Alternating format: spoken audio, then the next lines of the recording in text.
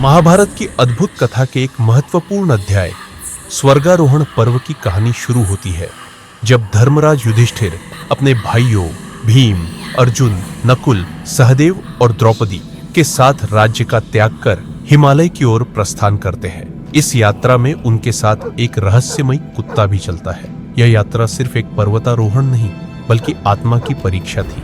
यात्रा के कठिन रास्तों पर सबसे पहले द्रौपदी गिरती है। भीम बेचैन होकर युधिष्ठिर से पूछते हैं, भाई द्रौपदी क्यों गिरी? युधिष्ठिर गहरी सांस लेकर कहते हैं, वह अर्जुन से विशेष प्रेम करती थी, यही उनके पतन का कारण है। कुछ कदम बढ़ने पर सहदेव गिर पड़ते हैं। फिर भीम पूछते हैं, सहदेव का क्या दोष था? युधिष्ठिर समझाते हैं, उन्हें अपनी बुद्धिमत्ता पर गर्व था, यही उनके पतन का कारण बना। यात्रा आगे बढ़ती है और नकुल भी गिरते हैं। भीम का चेहरा चिंता से भर जाता है। नकुल का दोष क्या था? युधिष्ठिर जवाब देते हैं, उनका सौंदर्य उनके लिए अभिमान बन गया था। इसके बाद अर्जुन भी गिर पड़ते हैं। भीम का दिल भारी हो जाता है और वह फिर से पूछते हैं, अर्जुन का क्या दोष था?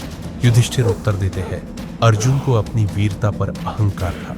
अंत में भीम खुद लड़खड़ाकर गिर पड़ते हैं। युधिष्ठिर भारी मन से बताते हैं, तुम्हें अपनी शक्ति पर गर्व था और तुम कभी अपनी भूख पर काबू नहीं रख पाए, यही तुम्हारा दोष था।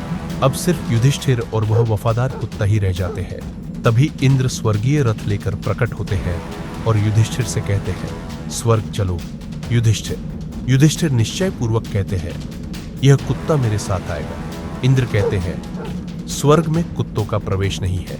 युधिष्ठिर अपनी अंतिम परीक्षा में डटकर कहते हैं, यह कुत्ता मेरी निष्ठा का प्रतीक है, इसे छोड़ना मेरे लिए असंभव है। तभी कुत्ता धर्मराज के रूप में प्रकट होते हैं और कहते हैं, युधिष्ठिर, तुमने अपनी निष्ठा और धर्म का अद्वितीय प्रमाण दिया है। इस प्रकार युधिष्ठिर सत्य और धर्म की परीक्षा में विजयी होकर स्वर्ग गमन करते हैं।